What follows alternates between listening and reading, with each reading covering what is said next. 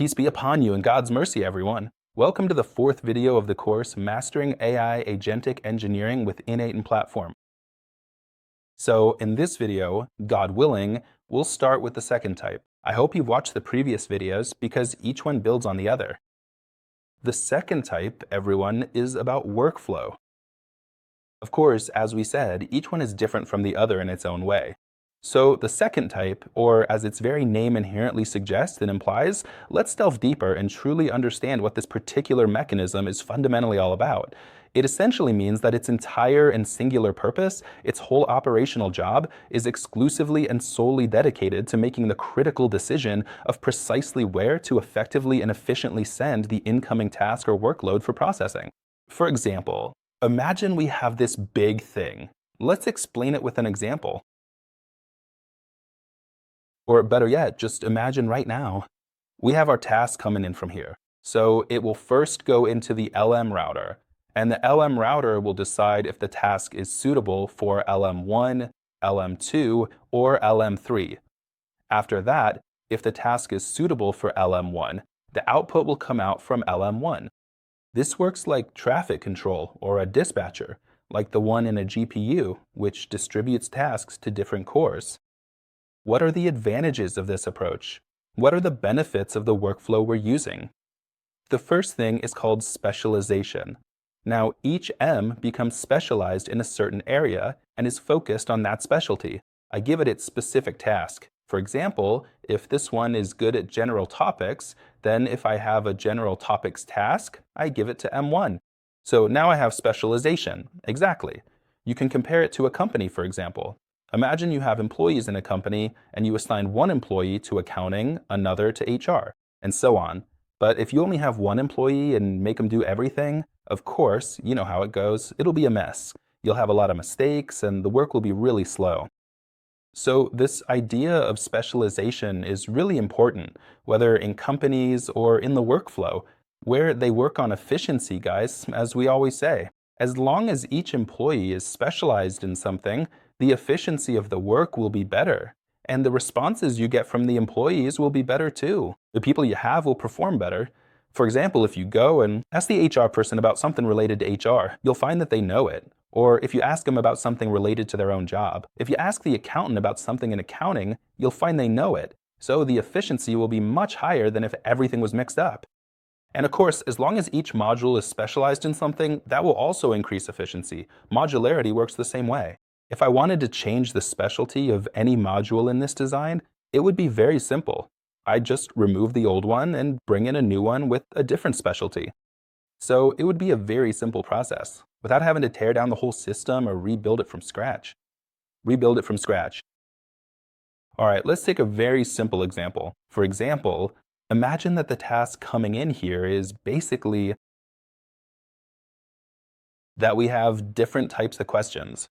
And based on the type, I'll determine which module will answer it.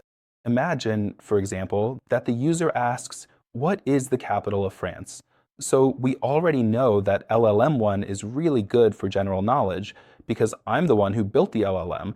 I mean, you're the one who's been working with the LLM, and you know exactly what it's good at. So as a result, the LLM router, as soon as the user's question comes in, which is, what is the capital of France? It will immediately direct the question to LLM1, and then it will respond. Now for another question, if you ask it, draft me a rental contract, meaning make me a form for a lease agreement, for example. So we already know that LLM2 specializes in legal matters, like rental agreements and such, so the LLM router will direct this question to LLM2. In the case of LLM3, if I say to it, solve this math equation, or if I tell it, analyze this equation, we also already know that LLM3 specializes in mathematics, so the router will immediately direct the question to that LLM. This is just a very simple example to help you understand the workflow in front of us. Now, the usual question is the workflow you see here considered an agent or just a workflow? Let's answer that question. What did Anthropic say here? They said that it's mostly a workflow, like 90% of the time it's a workflow. Because The structure we see here is predefined, meaning it never changes. So here we have a router, we have LLM1, LLM2, and LLM3, and I know the specialization of each LLM1, LLM2, and LLM3. These are things I've set in advance. They're not going to change at all. And the LLM router tells you that the workflow in front of you is fixed, meaning it's something that won't change, and that's why. He says it's mostly a workflow, so why does he say it's 90% workflow and not 100% workflow? Because he tells you that the LLM router has some intelligence. Why? Because the LLM router takes the incoming question, starts to understand it, and then directs it to the appropriate LLM. So this is a kind of intelligence. For example, he tells you that here there's 10% automation, meaning the LLM can make a decision. It can make a decision without referring back to you. It can distinguish between questions. This is what we were explaining before, and this is Anthropic telling you that there's always a fine line between workflow and AI agent. And we've clarified this point many times in the examples we started with before. Okay, now the third type of workflow we have. There's something called the parallelization design pattern. It's the same idea, guys. Here, what does parallelization mean? It means I have a big task, and I split this big task into a group of tasks, 1, 2, 3. But these 3 tasks are executed at the same time together. So each task is executed on an LM, okay? But the 3 LMs are working together at the same time. That's the fundamental difference, you know? And of course, after splitting the problem among the 3 LMs and the 3 LMs solve it together, meaning each one solves its own task, in the end, I just gather their 3 solutions together. And I just get a final output. So how does this actually work? First, this is my input. This is the problem coming into me. All right? What does the coordinator do? The coordinator is just code. It could be written in Python or anything else. The user is the one who writes it. So it's not the LM. The blue boxes, those aren't the LMs. The whole point is that it takes this big task, splits it into 3, and gives each one. Okay. After the 3 finish, and each one produces its own output, it collects the 3 outputs together, and it could, for example, average them, or it could give you the best answer among the 3, or the best answer from the 3, and then gives you the output. So the aggregator and the coordinator, this is code that the user writes, not the LLM, not the AI. Okay, let's take a look at an example of this to understand it better. Here in the example, it says, imagine that you and a group of your friends, let's say 3 of your friends, have formed a study group. So you're studying together. The first step is, let's assume now that you have a big book. You all want to summarize it or read it. First, let's assume that there's someone who's in charge of distributing the tasks. That's the coordinator. All right, so one of you is the person who assigns the tasks to the rest of you. First, you're going to divide the book, or the coordinator will divide the book, into 3 chapters. All right? Okay, chapter 1.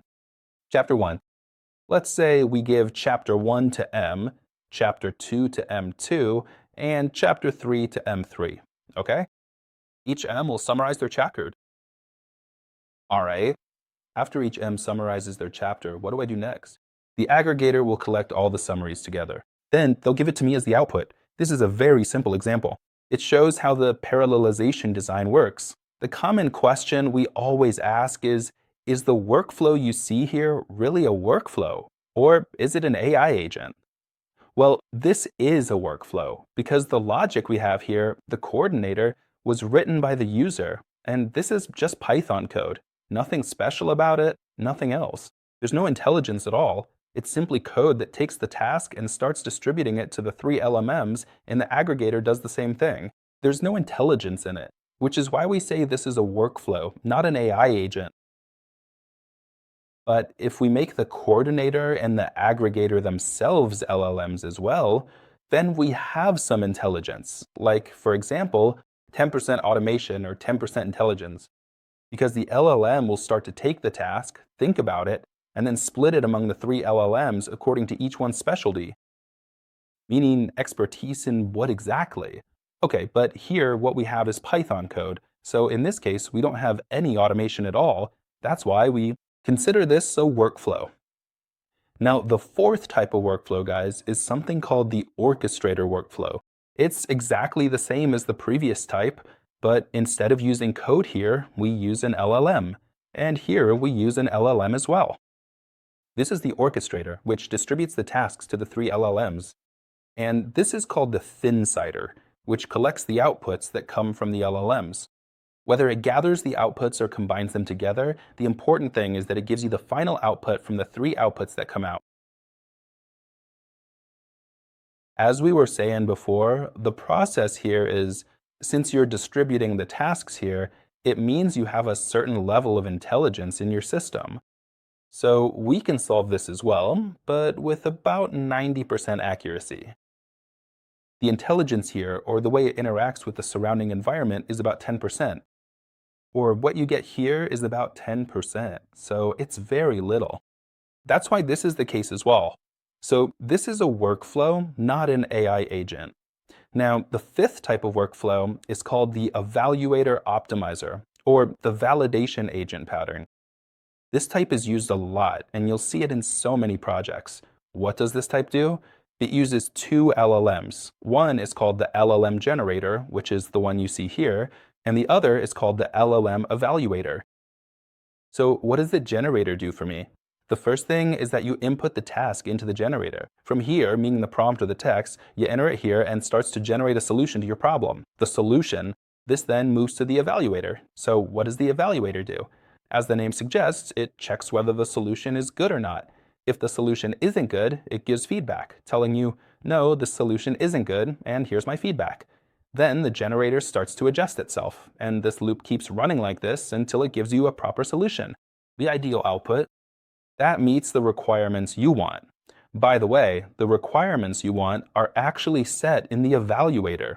You tell the evaluator, I want my solution to be 1, 2, 3. For example, I want my solution to be organized, I want it to be free of language mistakes, I want this, I want that. So the evaluator starts evaluating the solutions coming from the generator based on the things you told it. Now, why this pattern? I'm telling you, it's used a lot, and you'll see it in many projects, because when you work this way, first of all, what you get as output will have no mistakes and will meet your requirements exactly. Secondly, you don't need to keep, like in ChatGPT, where you have to keep writing things for it. Like you tell it, for example, I want a 4K image with, say, a dog in it and a cat on the right, and so on, but sometimes ChatGPT gives you the wrong image entirely. But in the workflow we have in front of us, if we use this workflow, I don't need to tell ChatGPT that it made a mistake. No, it will tell it, no, this image, it doesn't do what the user wants. So ChatGPT starts correcting itself, or Gemini, or any of them really. It'll start fixing itself, yeah, and it'll keep adjusting, going back and forth, until it gives you the final image, the one you actually want. That's why we're saying the evaluator does it automatically. All right, third thing. The thing we just mentioned a little while ago is that you get excellent output, and it has everything you want in it. Everything you want. Okay, let's do a simple example so we can understand it better. Imagine, for example, that you have a task, and this task will go into the input here. What does this task say? It says to you, summarize this for me in English. So what will happen? The first thing, it will write a summary. It'll write a summary for the contract. After it writes the summary for the contract, this summary will go to the evaluator. So the evaluator will check if this summary is complete and accurate. And if it hasn't, okay, after it checks, if the evaluator gives you that the output is accepted, then the output will come out and that's it, you're done. If the output isn't correct, it will, for example, it will tell you that you have an error in a section, then it will go back to the generator and tell it you have an error in section 4 and section 8, and it will go to the generator to fix these errors. This loop will keep running until the contract summary comes out correct, without any errors, and fulfills everything I want, all without any intervention from me. I won't have to interfere in the process. But also here, guys, if you notice, the sequence we're following is fixed and doesn't change. Also, there's not really any intelligence or major decisions being made here. We also can't really call this an AI agent because the whole process is just that it comes in here, gets evaluated, and then goes back again, and so on. There's no interaction with the surrounding environment. And this is a fixed sequence that I set from the beginning. There's no change in it, just like an assembly line that was built with no changes. So this is also just a workflow. With that, we finished all the types for this time. I'll explain to you. All right? And I'll specify for you exactly in about 3 points. What's the fundamental difference between a workflow and an agent? And I think by now you already know the difference, but I'll lay them out for you in clear, specific points so you don't get confused. I'll also tell you about the risks we face when we build an agent. See you in the next video, and goodbye. May peace and God's mercy be upon you.